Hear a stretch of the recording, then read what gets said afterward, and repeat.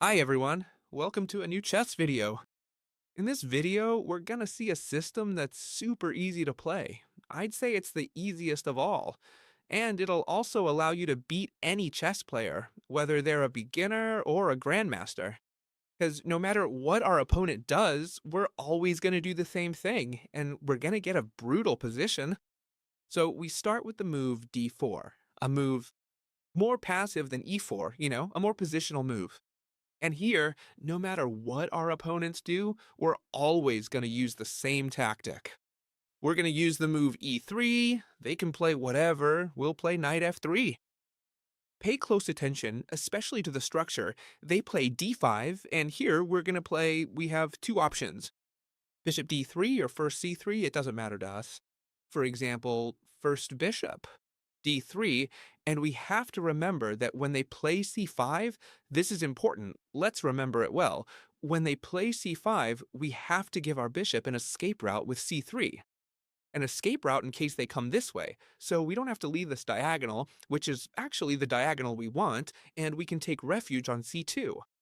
Therefore, if they play c5, we play c3, and now the game continues. For example, knight c6. And here, we're going to play knight bd2.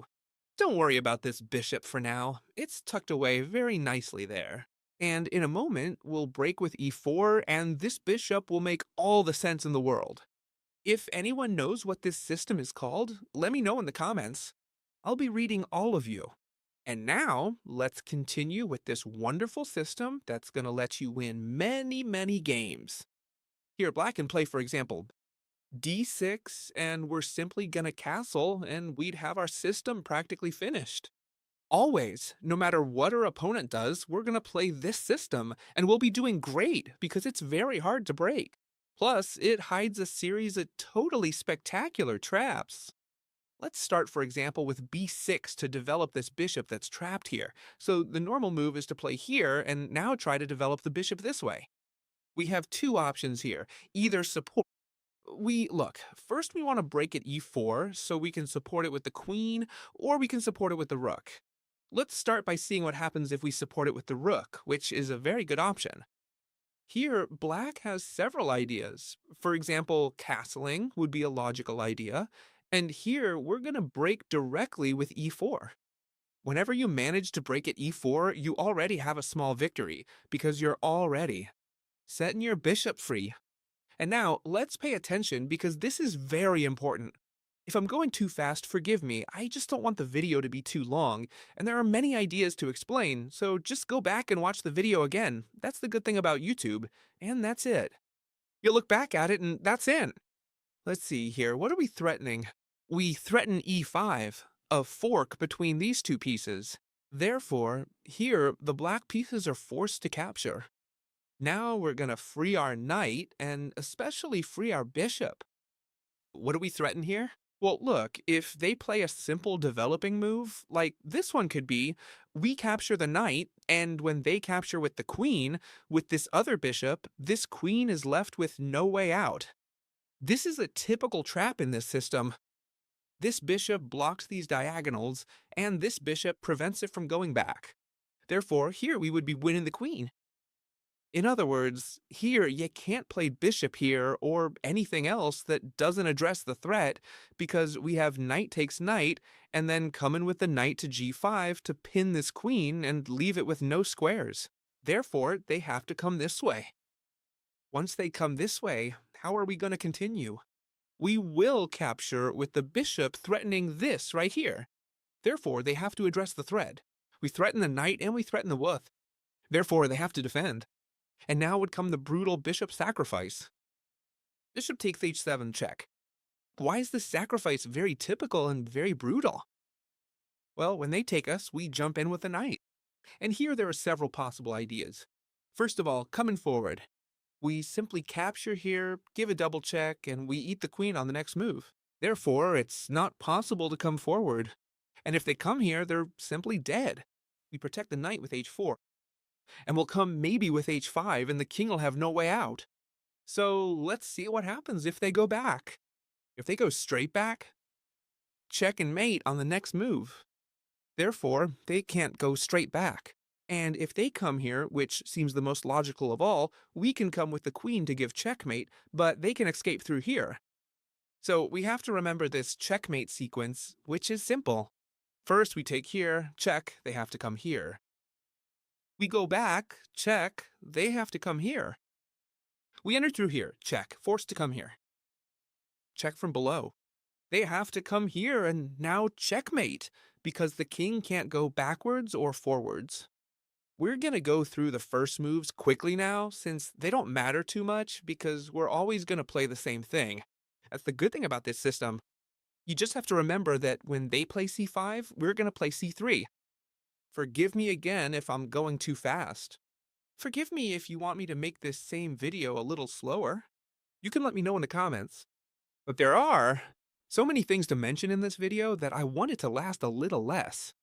So when they play c5, we play c3, and here we're going to continue. Imagine that now they play a little differently and they play the knight here. Well, our plan's going to be similar. We're going to castle, and once we've castled, well, black has several options here. What would one of be? Well, first of all, we have to notice that this knight is no longer here, but here. And therefore, here, things change a little bit. Let's continue. As we were saying with black's options, here, for example, they could castle, a move that seems totally natural, and we'll continue with the most logical one, rook e1. As you can see, we're doing exactly the same thing as before. Therefore, it's very easy to remember. Save this video because it's worked for me, and I've won many games against people much better than me. Let's see, here after rook e1, for example, queen 7 could be played. A totally natural move. It develops the queen, which needs to be developed, then it can develop the bishop and connect the rooks. Therefore, we're already going to break in the center here, as we wanted, with e4. We break the center, and now we're threatening the same thing as before. So what do they have to do? They have to capture here. And what are we going to capture with? As always, with the knight. We threaten here. And we threaten here. Therefore, it has to be captured here. And now things change a little bit. The queen has moved to the queen side. And we can carry out the typical attack with the rook. We capture with the rook to bring it into the attack. This is a very, very popular plan in these positions. That we'll always have up our sleeve. Now, what are they likely to play against us? Well, they could play a move, for example, like knight f6, because it attacks this rook and also places their knight in a very good defense for their castle. You already know that the knight on f6 is always the best defense for the castle. Now it attacks a rook. What do we do? Do we pull back it? No? We continue with the attack. We place our rook attacking with both pieces towards here. What are we threatening now? Well, look, now we have this bishop coming here, this other bishop too. The knight can jump, the queen can come, and above all, this rook can come over here. These positions were invented by Edgar Colles. For example, I don't know if you guessed it in the comments, but this system is the Colles system or Colles system. A totally impressive system. Now imagine that black neglects the threat here, nothing happens, and they capture this pawn. Well, we could simply continue. With the bishop over here, attacking this knight, which is the piece that's bothering us, so this threat here is very strong. And here, they could continue with many ideas, but the truth is that if they move this knight, we'll enter through here, and if they don't move it, we'll capture it ourselves, and then, since we no longer have a defender, we'll enter through here. So let's imagine they make a move, like a defensive one, though they can't really do anything here, right? But imagine, for example, that they play, I don't know, this move right here. They come over here with the bishop to defend the knight. Well, we would simply capture here, and when they recapture, we would enter through here. Imagine then that they play a 6 to kick out this bishop. Then we won't capture here, but instead we can directly capture this pawn right here. And after the recapture, we don't even need to enter with the rook, because with queen e2, we threaten to enter with the queen. And at this point, there's nothing left to do. Why? Because this queen is going to enter on the next move. For example, if they come to defend the pawn with the king, we simply enter with the queen, and since it's supported by the rook, nothing can be done. It would be checkmate in 2 moves. So we've seen that they cannot ignore this threat of bringing the rook through here. I'm telling you, this will happen in many of your games, because this system is played all the time. Let's see, if the threat is coming here with the bishop, what happens if they come with a 6 directly? Well, the threat is simple. Take here. And when they capture, we place the queen back here. And we can see that this is already becoming unstoppable. They can't do anything. Next would be queen takes pawn, and we would enter with checkmate just like before. Now comes the most interesting part of the video. I told you this opening is full of traps, and you'll be able to recognize these traps in your own games. I went a bit fast through the system we mentioned, knight f3, knight f6. I feel bad for going so fast, but otherwise the video would have lasted 2 hours. So we're going to go a bit quickly through the bishop d3 system. Here they have to play c5 or they'll be worse off, as we play c3 and now they can continue, for example, with knight c6. We'll continue with knight bd2, and here they can follow up with several options, bishop d6, but even bishop e7. Both possibilities exist now, and we can punish them in both ways. We castle, black can also castle, and here we're going to see queen e2 now. We saw rook e1 before, let's look at queen e2, which I personally like even a bit more, and I'll explain why. Now, after black's move b6 to develop their bishop, we are already ready to break with e4. The queen's function is the same as the rook's, to support the e4 square. And what are we threatening now? You might wonder, well, we're threatening to advance here and get a bit more space and be able to enter through here. Therefore, black has 2 options here. First, if they capture here, they're worse off because we'll advance, they capture, we capture, they capture, we capture, they capture, we capture, we capture, we capture the rook with check, and when they take us, we capture this pawn here. If you want, you can check it on your board and we end up with an extra rook. So right here, they have to capture here. And now, forgive me as always for going fast. I'm sorry, I want the video to be as short as possible, because this is a super interesting video. You have to save this video and leave a like because it's a spectacular video. Here, we'll simply take with the knight. We are threatening several things, and here, the opponent usually doesn't notice. Instead, they think nothing's happening and simply, for example, take the pawn. And they think we'll be left with an isolated pawn. But nothing could be further from the truth. Here we have multiple threats. We simply capture this knight, and when they recapture it, the famous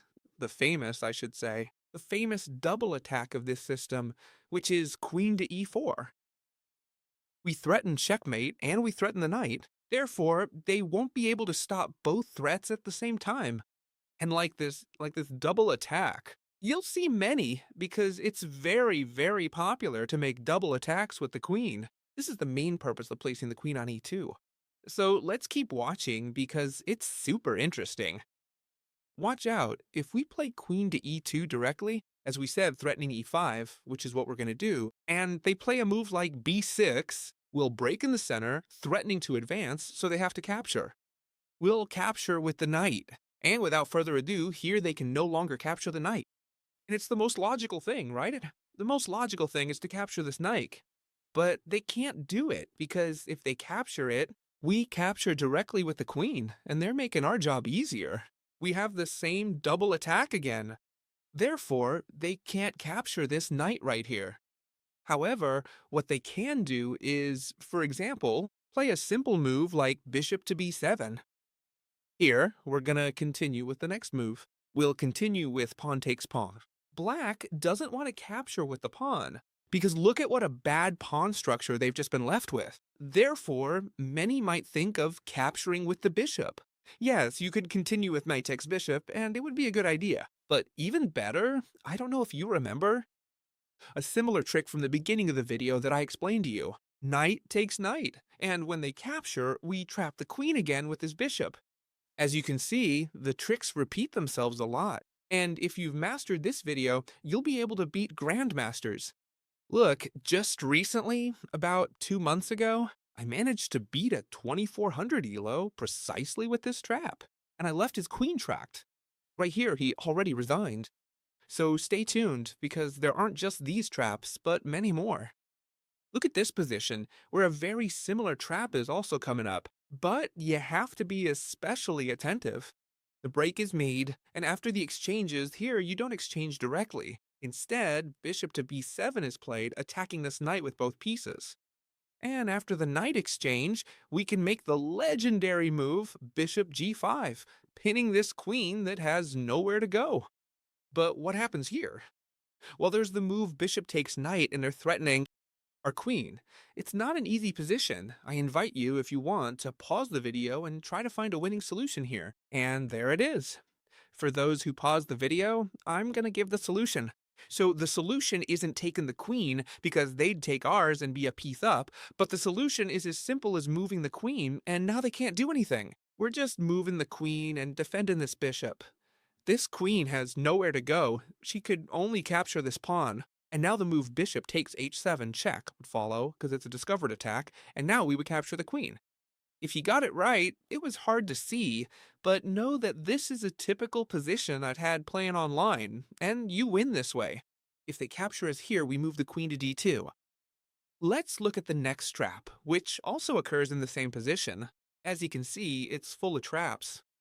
In this position, it also happens when we advance through here. Well, first it's black's turn, right? They play b6, opening this line for the bishop, and we break in the center. They decide to capture because otherwise it would be worse for them, and we recapture with the knight. And now they decide to bring out their bishop. At this point, what we're going to do is capture here, as we said, and instead of capturing with the bishop, because we said we had this trap, they capture with the pawn. In this case, we'll just continue with rook e1, and now the black pieces can follow with a move like h6 to prevent us from jumping in here. Here, all we have to do is the following. We exchange the knight, and now we bring the queen to create this battery, which will be very important in this system, threatening checkmate. There are two ways to stop it. Moving the rook would be very dangerous, because we'd enter here, and we'd end up much better off. And the other would be to come with this over here. Sorry, this is here. To come with this over here. Then we'd win a pawn, and on top of that, destroy the opponent's castling. Therefore, here we'd also remain quite superior. You're loving it, aren't you? I'm really enjoying recording this video because these are positions where I can't even speak. That I've played a lot, and I know they work. There's one very important thing about this system that you need to know. So pay attention, because I hadn't told you yet. Knight f3, knight f6. Here we play the usual. The bishop here, when they play c5, we play c3. Here, for example, bishop e7, we play knight bd2. Here they play knight c6, we castle, they castle, and we, for example, play queen e2. At this point, what happens if at some stage in the system they capture this pawn? Which piece should we capture with? Well, it's very, very important to capture with this pawn right here. Why? Well then, there are two plans here, depending on whether they capture our pawn or not. If they don't capture it, the idea is to break at e4, as we mentioned before.